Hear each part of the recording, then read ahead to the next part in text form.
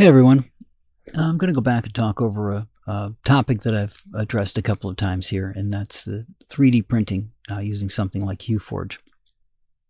And the reason I keep going over this is because it is such a unique offering for you to give your clients, right? It is something that's very rarely done.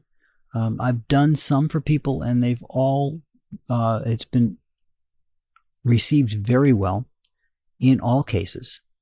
And it's just something that is unique and still has that kind of wow factor to it, at least for now. I mean, as we all know, all the stuff eventually gets overused and that wow factor goes away. But what I wanted to talk about today is how you can help yourself out with some of this using Photoshop. Now, you're going to need to know what the colors are that are available on whatever printer this is going to go to. If you've got your own printer, something like a TD1S unit will give you the color codes of each one. This is going to get us partway there. And the reason I say partway there is because of the luminosity factor of it that is really going to come through, but that's okay for our purposes. Then you go into Photoshop, create a library specifically for that. Like I've got a Creality library because that's the printer that I've got. And then from there, I put in each of the swatches of color based off of what I have in the printer, based off of those numbers I got from a TD1S, which is just a small unit, runs off of USB. You slide the filament in, it reads the filament, gives you the hexadecimal codes for the color, as well as a transparency. What's the density of it? How easily can light go through this filament?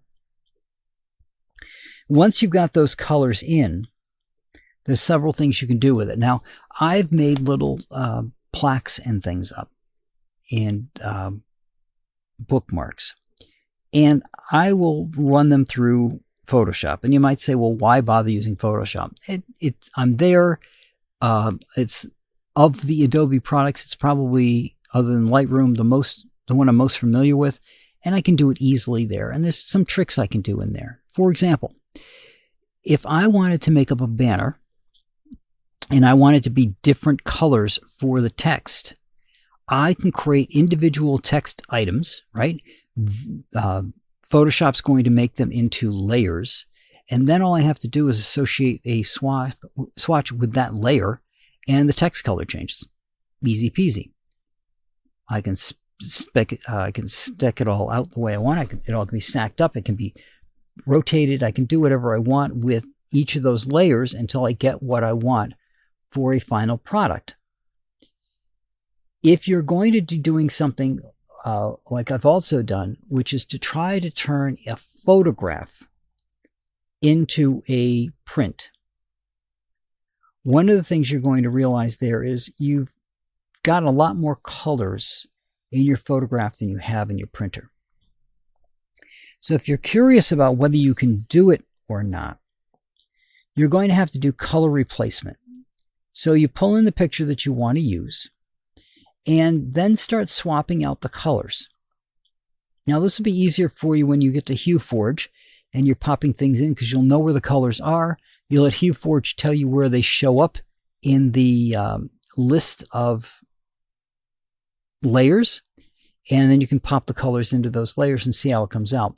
But by swapping out the range of colors, for example, there's a lot of green, but you're going to have one. Right? You can tweak that a little bit, but you're basically going to have one green color. So by going into the photograph that you're anticipating using and swapping out that green for the green that you have in your filaments, you can get a feel for if this is going to be a good image for you to attempt. Because when you get into HueForge, certain things will move around a little bit as in terms of the darker stuff will be more toward the bottom, be thinner, whatever it's going to be. So you might be able to get something a little better out of HueForge than you're seeing in front of you as you swap out these colors. But if you go through and you change out some of the colors for what you get from HueForge, that can give you an idea of what it's going to look like when it's printed. You still have to go to HueForge. You still have to manipulate the filament layers, filaments by the layers to see how it's going to come out. And then the final verdict is going to be once it's printed. But in order for you to get to those steps, you can make a shortcut here by putting your swatches in and modifying your pictures in whichever color swap method seems best for you and what you're familiar with. And that'll give you a feel for what this thing could look like. You may be able to make it better. You may be able to make it maybe not as good, but it'll give you a good feel for what you're going to do for that. And again, it allows you to offer something new. Now, Creality has a flesh color. So if you're doing a person, you'll have a base Caucasian-ish flesh color. I say ish because it looks a little more yellow. But again, it's easy for you to manipulate that color by adding other colors in. If you want it to be dark but not too dark, you might move in a brown to blend with it, or a black to blend with it, or you might add a white to give that just a little bit of color, but not be so much that that's the main part of the color. So there's blending that you're going to do in HueForge that you might be able to do in Photoshop depending on your skill level. Or you could just swap it out with a base color and see how it looks at that point. But again, you're just looking to see if you can get an idea of what it's going to look like. Or if you're going to make a plaque, for example, let's say you're going to give a photo album and you want to make a plaque for it that's not burned into wood or something like that. It's just this nice little plastic plaque with a border around it that you have printed, and you want to manipulate the colors inside. You can do all of that through Photoshop, get it all laid out, use those swatches to put the colors in place so you know what it's going to look like when it comes out, and you're giving the person who's going to be doing the work, even if it's you, an idea of what you want it to look like.